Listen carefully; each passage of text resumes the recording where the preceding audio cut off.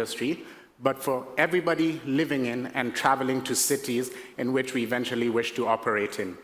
We are a service network platform that has developed 6 services, one of which is our errand and task services, a private driver service, a cash delivery service, a mobile tracking solution, a localized information platform, and a luggage storage solution. So we work by connecting our members to a network of errand runners, travel agents, and dry cleaners in a way that is globally scalable, because we don't actually employ these people. They're on the ground in any city we wish to operate in, and we patch them into our system. And we are on mobile as well. So how would somebody go about using all our services on, say, a trip? So let's take an example of a Mr. Smith. And Mr. Smith is coming into Nairobi, where our services are currently available. And he's got this unified platform he's heard of called dash2do, and he wishes to use it. So the first thing Mr. Smith does, he has a maintenance company, say, in London. So he adds all his staff onto the mobile tracker platform. And from here, he's able to view his staff locations, communicate with them via SMS, see where they are on Google Maps. So he's free to travel the world, knowing that he's very much in control of what's happening back home. When he arrives into Nairobi, he places a booking on our app, and instantly a driver comes over to him. Our drivers are all background checked. They're engaged by the quality of service they deliver, how friendly they are, and everything is at pre-agreed rates on our system. So there's very little haggling or, it's a service that's well known from the start. He knows what he's getting. Mr. Smith then is working in his hotel room, and he's got to deliver a certain project on Monday for his client meeting in Nairobi. He doesn't have all the documents he needs. So he quickly gets on our app and posts an errand. Our errand runners in Nairobi consist mostly of college students, and straight away somebody on the back end of the app picks up that errand, goes and collects the documents that Mr. Smith needs, and takes them over to his hotel room. And Mr. Smith's then able to finish his assignment prior to his Monday meeting. So now suddenly Mr. Smith has time on his hands. So he wants to know what's going on in Nairobi. And he doesn't want to do the normal commercialized things. He wants to know, is there a concert, is there an event, what are the locals doing, that kind of thing. So he simply goes onto our local information platform and places a request for that. On the back end, we have local guides who make recommendations and let Mr. Smith know exactly what's going on in the city. So now Mr. Smith has a good time, but he enjoys himself a bit too much. So he ends up losing his wallet. Now, this is a disaster in a foreign country, but doesn't matter.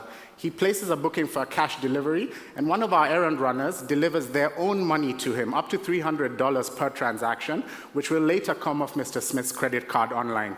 So he's sorted, not to worry. He then hears about this amazing new concept called the global wardrobe. What is it? Mr. Smith comes into Nairobi every couple of weeks.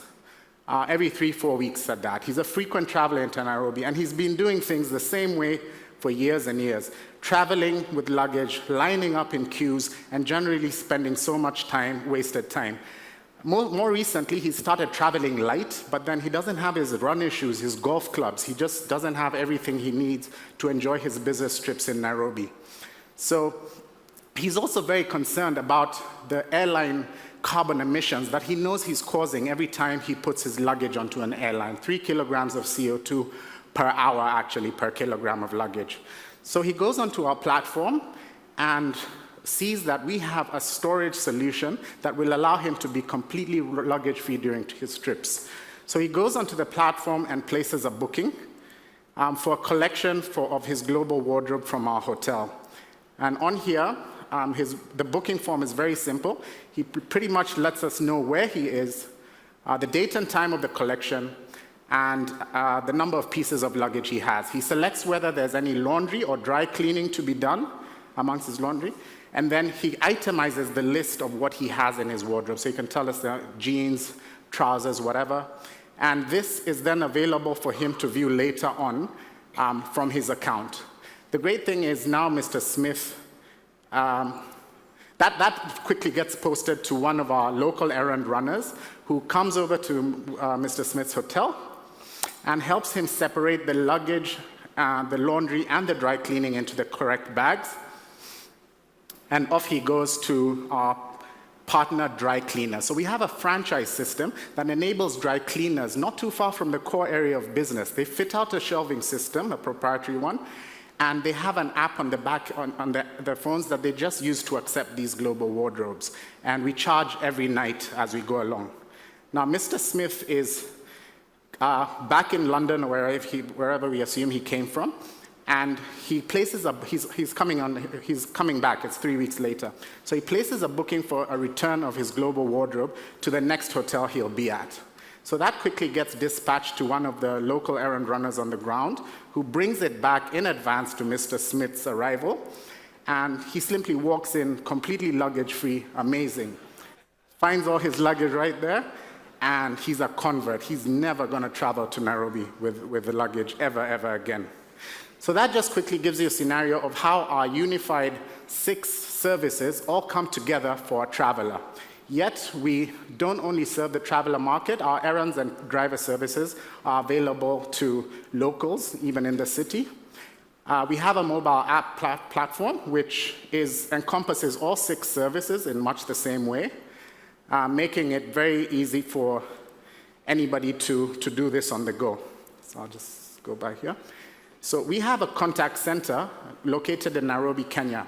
And the importance of Nairobi is really the Silicon Savannah of Africa. The IT culture there and the customer service and the BPO industry is very big. So this allows us to do what was probably not be capable of doing in the States at a 1/10 of the price of what it would cost for us to do this in the States. Now we are here looking to partner our IT and cost effectiveness with investors from the United States and maybe bring a business development office here so that we can really start rolling out globally. So revenue share, how do we make money? We have a very simple model. We take 30% off every booking and 70% goes to our service providers on the ground. So without much further ado, our market is large. We serve residents and travelers alike. It's a globally scalable opportunity. We have first mover advantage, and for global wardrobe, I believe there's nothing like it. Thank you.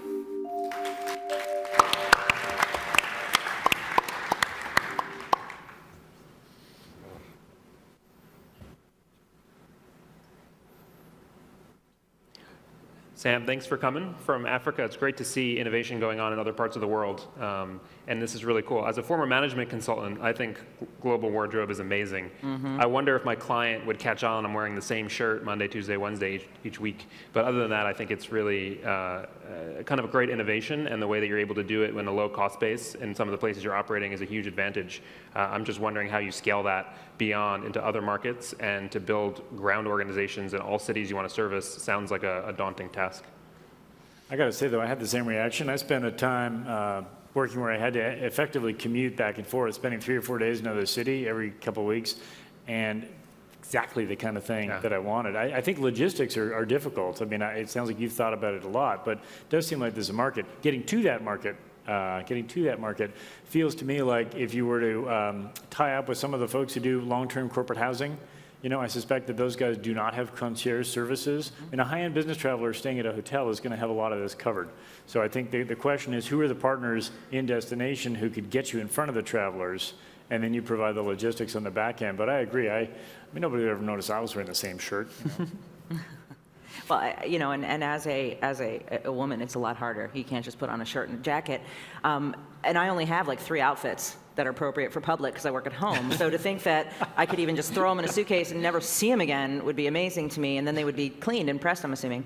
I will say, though, I have a friend who just started a business, a concierge business locally in Denver, and when I asked him about this specifically, and I said, is this something you'd ever be interested in? And he said to me that's exactly what he's looking for, is a way to market his services to people who don't know about him. It's easier to do it potentially in a mobile device or direct to the traveler than trying to get in with every concierge in town and trying to make a name for yourself. So in terms of the service providers, you know, in my experience, he is absolutely looking for a platform like this where he can show his services and sell them ideally to anybody coming into town. Yeah, for full disclosure, we're investors into the competitors listed, Uber and TaskRabbit. But I would say that, crowdsourcing and outsourcing of tasks is a big trend and one to get in front of, and you already are. I think the challenges are how do you scale? How do you move to new markets and have density of supply and demand in different places as you grow? All right.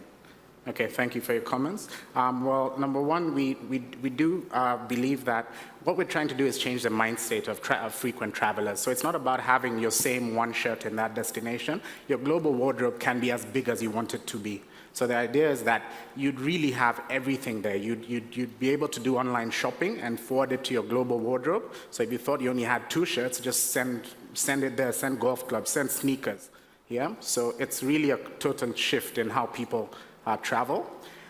We hope to affiliate with hotels as we are offering something that's of benefit to them, and airlines, so that at the check-in desk, you're encouraged to actually just get a bit of weight off the aircraft and just go over to the dash2do kiosk in the airport or something like that. So I think we've thought a lot of that through, and the scalability is very possible. We do monitor all bookings. Anything that goes wrong, our contact center has it flags up, and one of our agents deals with it. So I think that's very important for the customer Ladies and confidence. gentlemen, Sam Wanjohi. Thank you.